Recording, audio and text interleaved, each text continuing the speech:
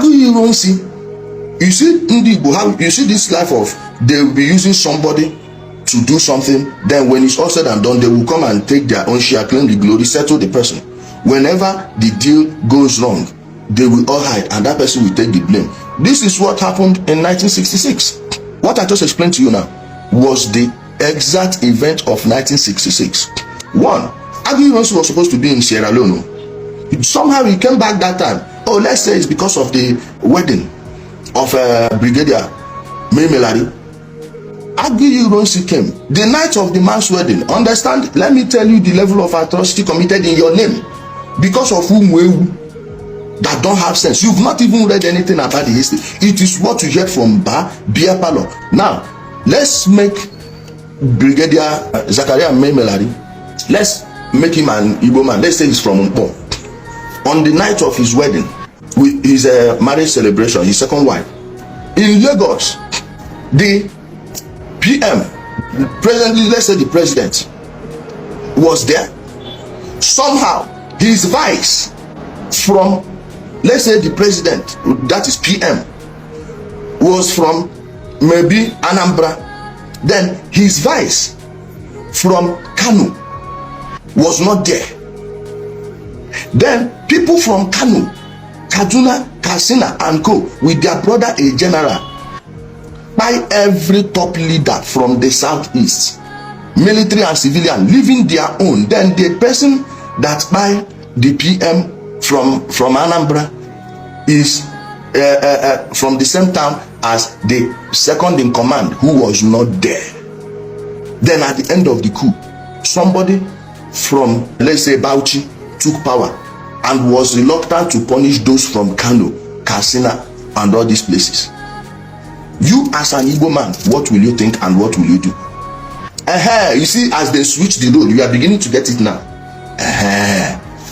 This is what necessitated the counter coup of July 1966.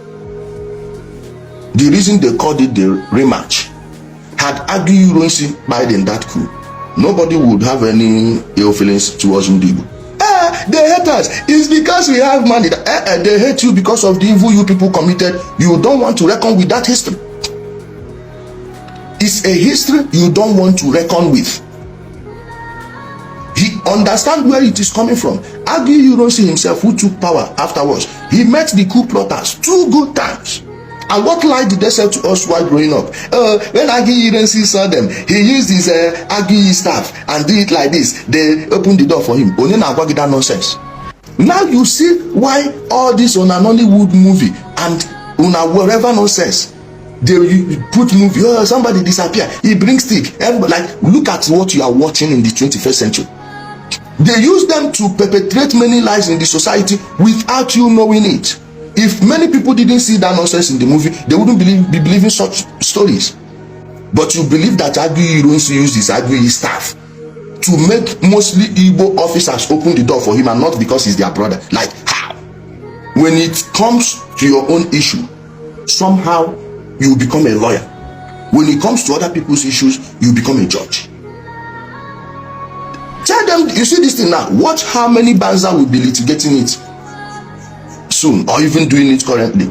Maybe if you are watching this in the midst of people, an average bingo, one idiot came to our program the other day and was asking, are you a historian? So you need to major in history before you know what happened in your place. Mwada.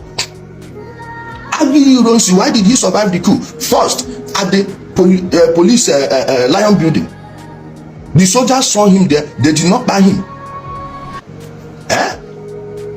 They did not buy him there. At Onikon roundabout, they met him at Onikon roundabout. Opened the door, the barricade for him. And you, because you want to believe a lie, you are looking for confirmation bias. Everything that will make you feel good about yourself that your people did not carry out such atrocity. You, where you say you be doctor, you be lawyer, you believe that Aguiyi used his staff. Hey, he did it like this. They opened the gate for. And while growing up, I heard elderly people saying this. Some people will tell you, what my father told me. Who the hell was your father? Your father that didn't have access to alternative newspaper? What he told you is what you with smartphone is still holding. My father before he died said that we should continue to fight for Biafra. Your father will no get sense. So because he's your father, you have to believe it. Okay, your father has said his. You, what did you say? This is your father's view. You, have you emptied whatever he told you and look at issues critically? To perpetuate more hatred, they say, when they buy him at Ibadan, instead of telling their people that story doesn't hold true. After all, Abi Ironsi was with the same staff the day they buy him.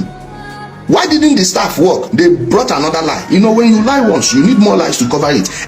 T.Y. Danjuma removed, switched it. When Abi Ironsi announced that the coup has failed, of course it was a success. It was a success. Why didn't Kaduna Nzogwu run away? Because he knows they were part of it. He was not even in a hurry to run. Then Nzogwu was in charge of Kaduna.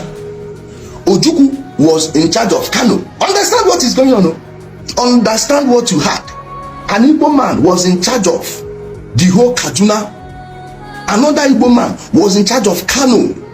So when you are talking about marginalization, now you they marginalize people, but you don't know. See Kaduna, see Kano. Why didn't Ojukwu move soldiers? But what story were you told? What story were you told?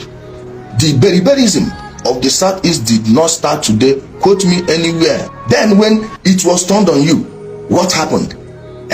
We will not agree. The South must remain. We will not divide the Eastern state.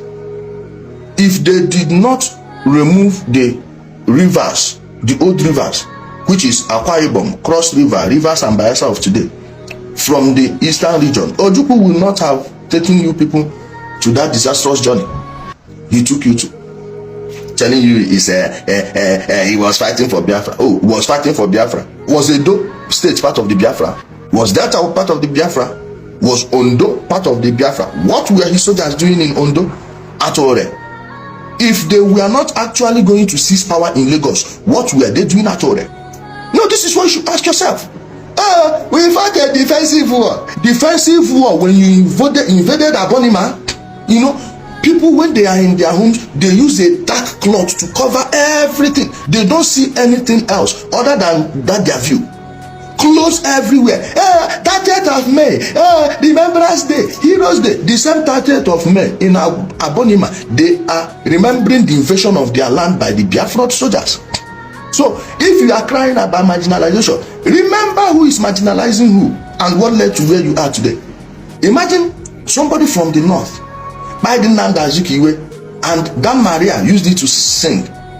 Dan Maria sang with it and everybody in the north would be singing it. You in the southeast, imagine you have the power to crush these people. What would you do? They were angling for war.